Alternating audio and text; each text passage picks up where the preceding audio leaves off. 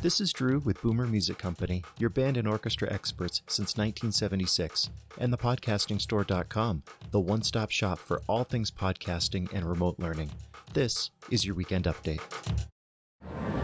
Well, greetings and welcome to your Weekend Update. As you all know, this week has been all about the Midwest Conference, and we're here at the booth recording the Weekend Update video because if we're telling people how easy it is to do this stuff and how with some pieces of gear you don't even need a crew, I feel it remiss not to demonstrate that we can actually do that. And so the gear that I'm using right now, I've got my PR40 as always, my Audio-Technica headphones, my computer, and the smartphone, and that's really basically it. And so this week, the View from the Road video I recorded when I was about halfway through Iowa, and it was talking about what we were going to do here at the booth and what was going to go on at the show. And if you missed it, well, there'll be an opportunity at CMEA coming up in another month to play with some of this stuff as well. But take a look at that video to see what we were planning to be up to and then how that all turned out.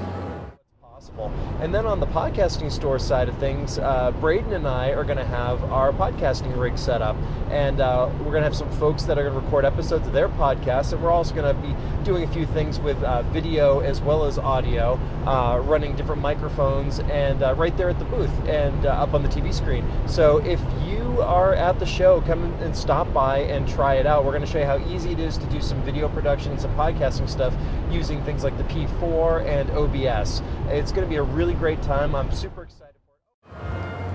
And then once we actually got to the show and got set up here, we had the folks over at the Wenger booth that approached us. They had a problem and we were able to solve it, and that's really what we're all about. They were doing social media videos from their booth, but their microphone hadn't arrived yet, so they needed something that would help them get quality sound, because obviously we're here in a hall with lots of noise. And so I loaned them my Rode system and of course shot a video explaining what it was and how it works. So here's a clip from that video.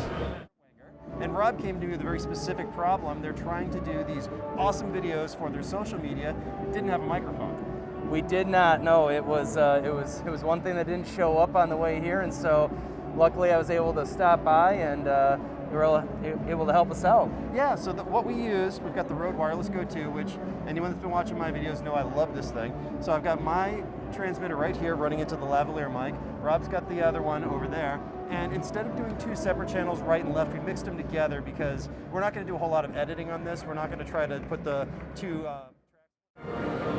And then another reason we like to come to shows like this is the unexpected opportunities to interact with world-class artists. And so Domingo Pagliuca, who is a member of the Boston Brass, he's a trombone player, he stopped by the booth to talk about mouthpieces, specifically Pickett mouthpieces, which is something that we've been talking about here on the Boomer side of things for a while. And he was gracious enough to sit down with us along with Murine from Pickett to talk mouthpieces and how important it is to get a good mouthpiece early on as a player, because the wrong stuff could inhibit your ability to advance. So take a look at a clip from that video.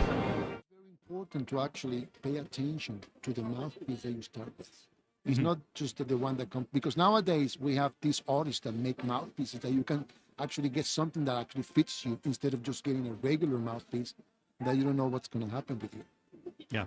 Yeah, it's super rewarding as someone. We make mouthpieces when we hear Domingo or anyone else, that because he has such a demanding job, you know, with the Boston Brass and everything he does, you know, it is physically demanding. And if we can supply a tool and an item that makes his job more enjoyable and easier, that is the goal.